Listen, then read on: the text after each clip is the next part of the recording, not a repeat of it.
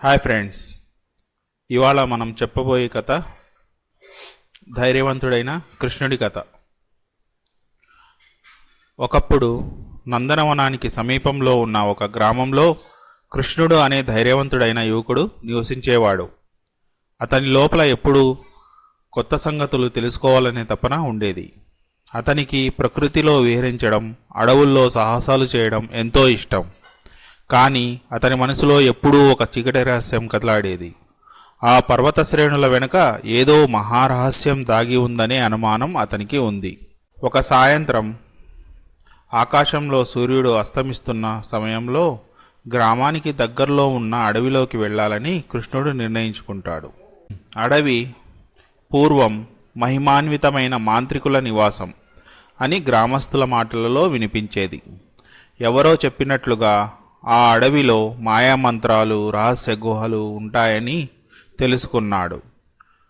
కృష్ణుడు అడవిలోకి అడుగు పెట్టగానే అక్కడ వాతావరణం ఒక్కసారిగా మారిపోయింది. కృష్ణుడు అడుగులు వేస్తూ ముందుకు వెళ్ళాడు. అంతలోనే ఒక పెద్ద విచిత్రమైన తాబేలు అతని దారిలోకి వచ్చింది. కృష్ణుడు ఆశ్చర్యపోతూ ఆగి చూస్తుండగా ఆ తాబేలు మాట్లాడింది. ఓ ధైర్యవంతుడా, నేను అపగ్రస్తుడిని. ఎప్పటినుంచో ఈ రూపంలో బంధించబడి ఉన్నాను. నన్ను విముక్తి చేయడానికి నువ్వు మాత్రమే శక్తివంతుడివి. అటుపైన పర్వత శ్రేణుల్లో ఒక మహామాంత్రికుడు ఉన్నాడు. అతని గుహలో ఒక మాయాదర్పణం ఉంది. ఆ దర్పణంలో చూసేవాడు ఏమి తలుచుకుంటాడో అది నిజమవుతుంది. కానీ ఆ దర్పణాన్ని పొందడం అంత సులభం కాదు. దానికి ముందు నువ్వు 3 క్లిష్టమైన పరీక్షలను సమర్థవంతంగా పూర్తి చేయాలి అని ఆ తాబేలు చెబుతుంది. ఆ మాటలు విన్న కృష్ణుడు తాబేలు పట్ల సానుభూతితో తన సాహసాన్ని ప్రదర్శించాలనే ఉత్సాహంతో ముందుకు సాగాడు. అందులో మొదటి పరీక్ష, కృష్ణుడు ఒక పెద్ద వృక్షాన్ని చేరుకోవాలి. దానిపై చాలా ఎత్తులో ఉన్న ఒక ఆధ్యాత్మిక పుష్పం ఉండేది. కృష్ణుడు అడవిలో పతివృద్ధిగా విహరిస్తూ వన్యపక్షుల ఆట తీరును గమనించాడు. అవి ఆ పుష్పం ఉండే చెట్టు వైపుకే ఎగురుతున్నాయని అతను గ్రహించాడు. వెంటనే కృష్ణుడు తన పట్టుదలతో ఆ చెట్టుపైకి ఎక్కి ఆ పుష్పాన్ని తెచ్చాడు. రెండవ పరీక్ష. అప్పుడు ఒక పెద్ద సింహం కృష్ణుడి దారిలో నిలబడింది. సింహం తన భయంకరమైన గర్జనతో కృష్ణుడిని సవాలు చేస్తూ పరిగెత్తుకుంటూ వచ్చింది. కానీ కృష్ణుడు వెనకడుగు వేయకుండా ధైర్యంగా సింహాన్ని ఎదుర్కొన్నాడు. సింహం అతనితో పోరాడి చివరికి కృష్ణుడి చేతిలో ఓడిపోయింది. సింహం తన గౌరవాన్ని అనుసరించి కృష్ణుణ్ణి ఆమోదించింది. మూడవ పరీక్ష. చివరికి అతను మాంత్రికుని గుహను చేరాడు. ఆ గుహలో ఎన్నో మాయాలు, మంత్రాలు ఉండేవి. గుహలోని ప్రతి దారిలో మాయా విశేషాలు, భయంకరమైన భ్రమలు కృష్ణుణ్ణి చుట్టుముట్టాయి. అవి నిజం కాదని తెలుసుకుని ధైర్యంగా వాటిని దాటుకుంటూ ముందుకు సాగాడు. ఎట్టకేలకు గుహలో అద్భుతమైన దర్పణం కనిపించింది. కృష్ణుడు ఆ దర్పణంలో చూసి తన మనసులో దాచుకున్న ఇష్టాలను తలుచుకున్నాడు. ఆ సమయంలోనే తాబేలు తన నిజమైన మానవ రూపంలోకి తిరిగి వచ్చింది. అప్పుడు ఆ తాబేలు, ధన్యవాదాలు ధీరవీరా, నువ్వు నన్ను ఈ శాపం నుంచి విముక్తి చేశావు. ఇది నీ ధైర్యం మరియు తెలివితేటల ఫలితం అంటూ సంతోషంగా చెప్పింది. కృష్ణుడు ఆ మాయాదర్పణం తీసుకొని తన గ్రామానికి తిరిగి వచ్చాడు.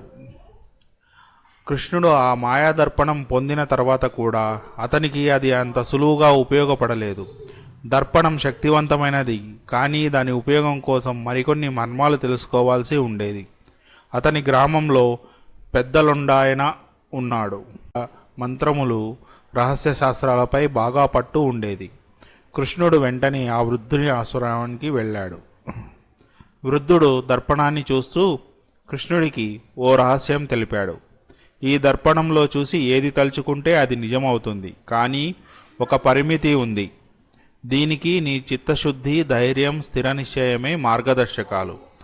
నీ మనస్సు స్థిరంగా దానిపై ఏకాగ్రతగా ఉండాలి, లేదంటే తలుచుకున్నవి వక్రంగా, ప్రమాదకరంగా జరుగుతాయి అని అన్నాడు.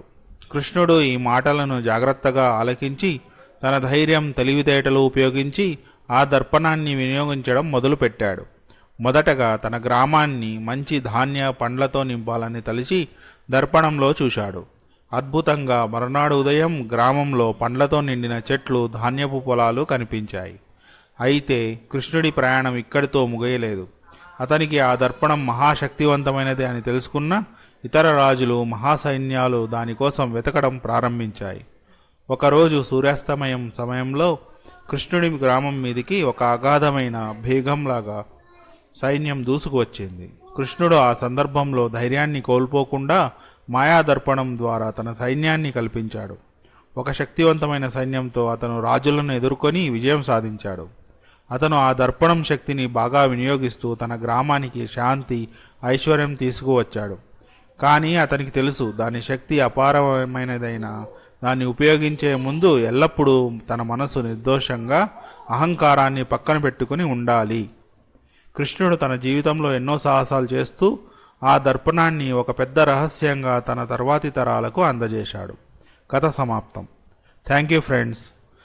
ఈ కథ మీకు నచ్చినట్లయితే please like, share and subscribe. Thank you.